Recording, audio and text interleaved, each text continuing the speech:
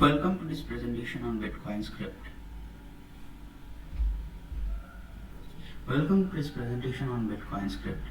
I am Nilkamal Thakuria, and this is going to be quite a technical presentation, so if you have any questions, please put it in the comment section. Okay, so we will first talk about how Bitcoins are transferred and gradually build up to where's and what's of the Bitcoin script. Let's say this is a batch of Bitcoins. Every single batch of Bitcoins that exists has a lock on it. In order to make a transaction, the owner of these Bitcoins or the sender first unlocks the batch, creates a new batch of Bitcoins, and locks it such that only the receiver can unlock it. This is a simplified view of how transactions work in Bitcoin. But in order to spend these coins, the receiver needs to unlock it. To do that, the receiver will need to create a signature using his private key. In layman terms, a signature is like a one-time password or an OTP generated using his private key, which you can use to unlock the batch of Bitcoins that he holds. The digital signature proves that you are the owner without having to reveal your private key, and it is also only valid for the transaction it was created for, so it cannot be used to unlock any other Bitcoins locked with the same public key. So a technical question here: how exactly do we lock and unlock these transactions? So in this presentation we will be looking at the locking and unlocking code. The locking and unlocking parts are short mini programs written in Bitcoin script. So this is the locking script which the sender has to specify. It is conventionally known as script pub key, and this is the unlocking script which the receiver has to specify, and conventionally it is known as script sig. So more on that in a few moments, but let's first talk about what Bitcoin script is. Bitcoin uses a scripting system for transactions, casually known as script or Bitcoin script. In particular, the script gives the Bitcoin software instructions on how coins in an unspent transaction output or UTXO can be spent. Of course, most users never need to learn Bitcoin script, but because all wallets and all the other Bitcoin applications complete all the processing behind the scenes automatically. So let's talk about the language a little bit more. It is built specifically for Bitcoin, and it is inspired by Fort, an old stack-based programming language. It is stack-based and read from left to right and uses postfix notation or reverse polish notation. They are the same thing. It is simple and compact. All it uses is data and opcodes. Data is pushed onto the stack, while operators or opcodes can pop the stack and perform functions and optionally push back to the stack. One important thing here is that Bitcoin script is not Turing complete, and this is done intentionally to not allow infinite loops. One advantage of a Turing incomplete language is the inability to run malformed scripts, regardless if they are intentional malicious attacks or unintentional programming errors. Essentially, script is able to prevent the halting problem.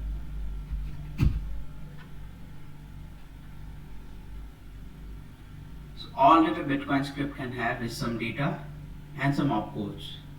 Anything between these tags will be data, and anything written capital letters or bold will be opcodes. If we see data, we push it onto the stack. If we see opcodes, we perform operation on the top element, pop it, and optionally push onto the stack. Let's take an example here. Alice needs to make a payment to Bob's Cafe.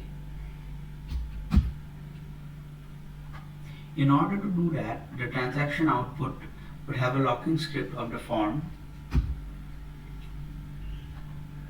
OP dupe, OP hash 160, Bob's Cafe's public key hash, OP equal and OP checksig. Right, OP dupe is OP duplicate, hash 160 is just create the hash of the top element. This is a data element, and this just checks if the top two elements of the stack are equal, and this checks the signature of the top two elements if they match. In order for Bob to redeem these coins, he needs to specify his cafe signature and cafe public key. We should note that the cafe signature was created using his private key that only Bob owns. So this signature will have to be given by Bob himself. Together, these scripts form a combined validation script. So this is the unlocking part, and this is the locking part. Let's take a step-by-step execution of the previous code. Firstly, we have an empty stack. We see some data, cafe signature, we just push it onto the stack. Again, some more data, cafe public key, we push it onto the stack. OP dupe, which means duplicate the top element of the stack. We duplicate it and we now have two public keys. Then we encounter OP hash 160, which means the hash of the top element of the public key. So we'll create a hash of the public key here. And then we encounter some more data, cafe public key hash. Right. So we should note that this was the red colored part was given by the sender, and this is given by the receiver. So the cafe public key hash was given by Alice, the sender of the coins. So we need to see if these two match, and this is done using the OP equal operator. Assuming that they are equal, we pop them off the top of the stack, and if they are not, we just throw an error and the program halts. So now we have cafe pub key and cafe signature, and now we encounter OP's checksig. So assuming that the cafe signature was correct and created using the private key of that cafe public key, so if they match, they will popped off the stack and will have an empty stack, which means that the transaction is valid. So yeah, this is a step-by-step execution of the previous code. The one code which we just saw is part of 5 standard transaction scripts, and it was used 99% of the time, but now some more scripts are coming up. But even then, 99% of the time, the previous script is used, this one. Okay, so 5 standard transaction scripts. These are pay to public key, P2PK, pay to public key hash, which we just saw, because as we can see here, we had the hash of the public key of the cafe, right? So this is P2PK hash, P2PK hash, which we just looked at. We have multi-signature, which is used to give to different m number of people. Then we have pay to script hash, which is done to reduce the complexity of the script that the sender needs to send. And then we have data output, which is quite a controversial one, and I will talk about this in great detail. So let's take the first one, pay to public key. Pay to public key is a simpler form of Bitcoin payment than P2PKH. With this script form, the public key itself is stored into the locking script rather than a public key hash as with P2PKH earlier, which is much shorter. Pay to public key hash was invented by Satoshi to make Bitcoin addresses shorter for ease of use. And pay to public key is now most often seen in Coinbase transactions, generated by older mining software that has not been updated to use P2PKH, which is P to public key hash. So the locking script is very simple. It just contains the public key and OP check sig. This will be sent by the sender, obviously, in the transaction output of the sender. And the unlocking script would have to be specified by the. Okay, so we'll move on to the next one, multi-signature. Multi-signature scripts set a condition where n public keys are recorded in the script, and at least m of them must provide signatures to release the encumbrance. This is also known as an m of n scheme, where n is the total number of keys and m is the threshold of signatures required for validation. For example, a 2 of 3 multi-signature is one where 3 public keys are listed as potential signers, and at least 2 of them must give their signatures for a valid transaction to go through. At this time, standard multi-signature scripts are limited to at most 15 listed public keys, meaning you can do anything from 1 to 1 to a 15 of 15 multi-signature or any combination within that range. The limitation to 15 listed keys might be lifted by the time by 2025 or 2026. So the standard function can be checked in the network using the isStandard function.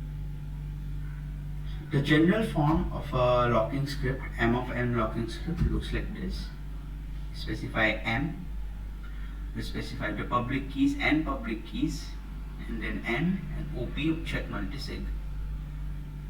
Then we have unlocking script, and it contains at least m signatures. If it does not, the transaction will not go through because the validation script, combined validation script, will fail.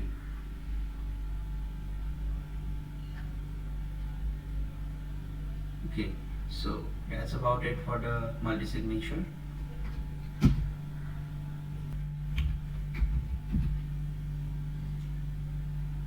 P2 script hash. Until now, we saw that senders need to specify locking scripts for the receiver to use an appropriate unlocking script. But locking scripts can be quite complex and long. For example, in a multi-signature case, the sender has to specify all these things, which obviously as a sender I should not want to do. I just need to know all the public keys and that's about it. I should not worry about the complexities and the technical details, right?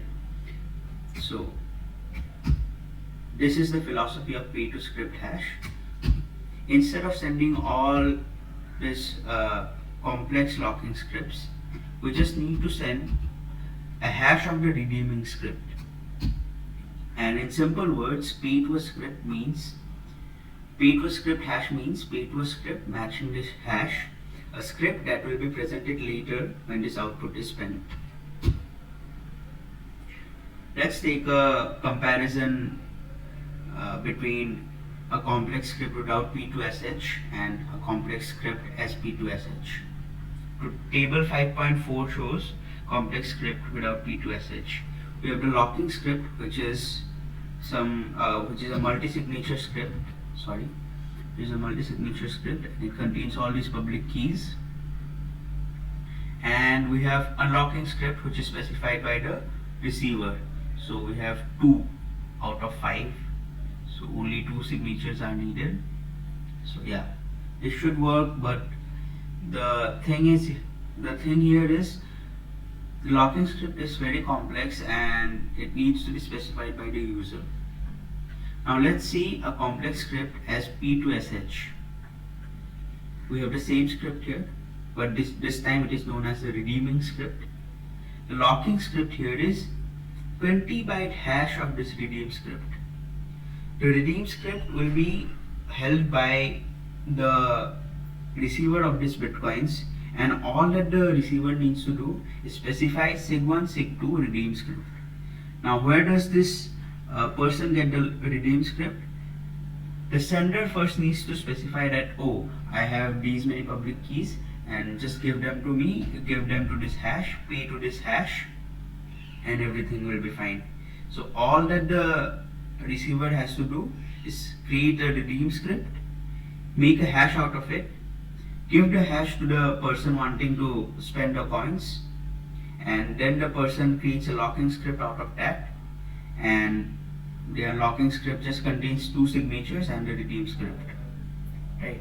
Together the validation script will be formed and everything will go on as normal and it will evaluate to true. Okay, we come to the last of the 5, the data output or OP return.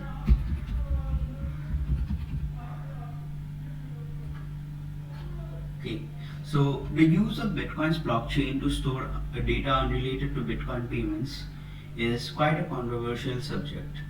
Many developers consider such abusive usage and want to discourage it.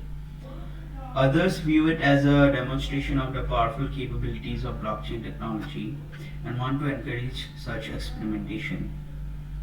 Those who object to the inclusion of non-payment data argue that it causes blockchain bloat, burdening those running full Bitcoin nodes with carrying the cost of disk storage for data that the blockchain was not intended to carry. So basically this contains blockchain bloat, and because it is never spent, because the scripts are always returned, they are forever in RAM, which is far more expensive. So in practice, this causes the size of the in-memory unspent transaction pool, also known as UTXO, to increase, and because these transactions can never be spent, they are never removed. That is why they have to be carried in RAM, which is far more expensive. So the locking script for a data output will look like this: OP return and then some 40 byte data. One important thing here is to note that there is no unlocking script that can redeem this transaction, because as we go through the stack, it will halt after encountering OP return. So anything after OP return is just discarded, and no unlocking script can be there to redeem this locking script. If an OP return is encountered by the script validation software, it results immediately in the halting of the execution of the validation script and marking the transaction as invalid. So that's it from my side. Thank you.